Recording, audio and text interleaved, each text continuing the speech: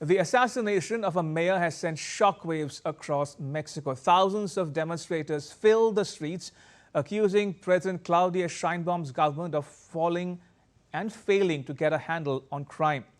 The president has unveiled a new security plan aimed at tackling criminal gangs. Military has been deployed to crack down on cartels, combat extortion and dismantle drug labs. But Mexico's struggle against organized crime is far from over. Aman Kumar Himanshu reports.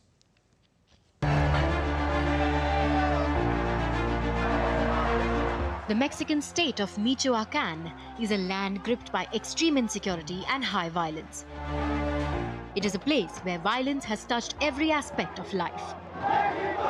On 15th November, thousands of young people took to the streets from Tijuana in the north of Oaxaca to protest against crime and corruption. Demonstrators dismantled parts of a barrier protecting the National Palace, where President Claudia Sheinbaum lives and works. Police protecting the compound used tear gas on protesters. What I would like is for the government to stop being so permissive with crime and drug trafficking, to control them and to stop extorting people. Carlos Manzo, lo que le pasó. We came because of what happened to Carlos Manzo. For me, this is a living proof that people have woken up. We cannot be in the hands of a country ruled by crime. No more, no more. I think this is the limit. Ya no más, ya no más. Yo creo que esto ya es el... The protests featured strong anti-government slogans. Some chanted "Out Morena," targeting the ruling party, while others shouted the government killed Carlos, blaming state negligence for the mayor's murder. The protest was triggered by the killing of Uruapan's mayor, Carlos Manzo. On 1st November, Manzo was attending a candlelight ceremony for the Day of the Dead celebrations when a gunman opened fire, shooting him 7 times.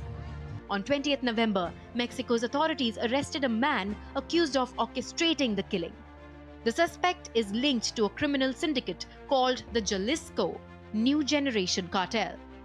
Carlos Manzo was a popular figure. The outspoken mayor was elected on a tough-on-crime platform. He often posted announcements of new arrests on his Facebook page. His signature style included a cowboy hat and sometimes a bulletproof vest.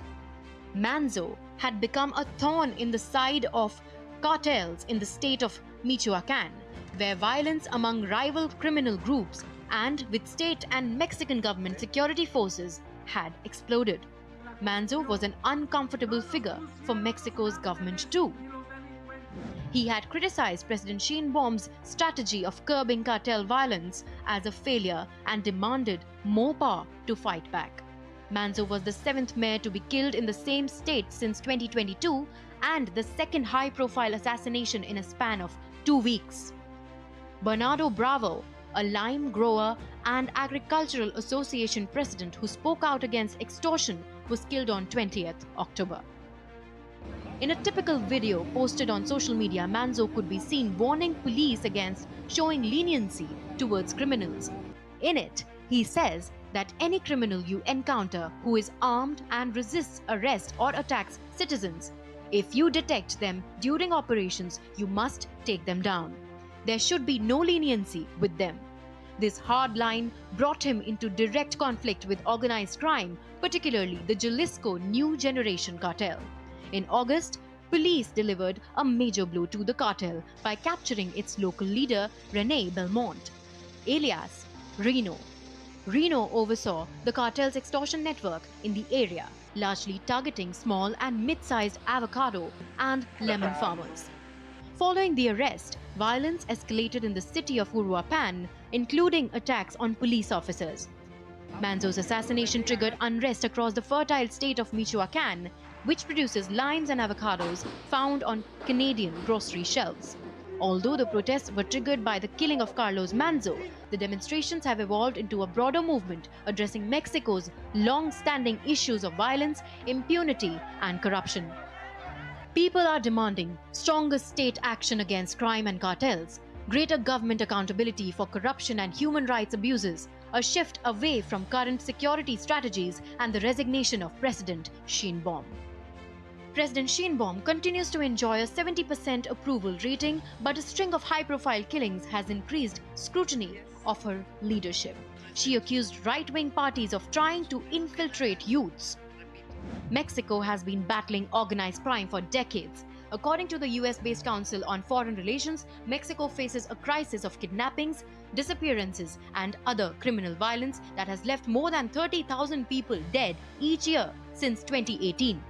According to the US military, Mexican cartels have become extraordinarily powerful, controlling up to a third of the country. President Sheinbaum has been acting against cartels but resisting calls for an all-out war on drugs. Previous attempts by her predecessors have ended with bloody results. She has been criticized for failing to halt the violence and is facing increased hostility from countries in Mexico's neighborhood. Earlier this month, Peru's legislature declared President Sheinbaum a persona non grata. In the last few years, the Mexican government has sent hundreds of soldiers to the state of Michoacan, but it hasn't been enough to control the drug cartels. In the wake of Manzo's murder, President Sheinbaum unveiled a plan for peace and justice in the state. Nunca traicionaremos la confianza. We will never betray the trust of people of Mexico. Our daily effort, knowledge and dedication are for the people and by the people. This is our mandate. To all Michoacans, we say, you are not alone. Your president and the entire Mexican government stand with you.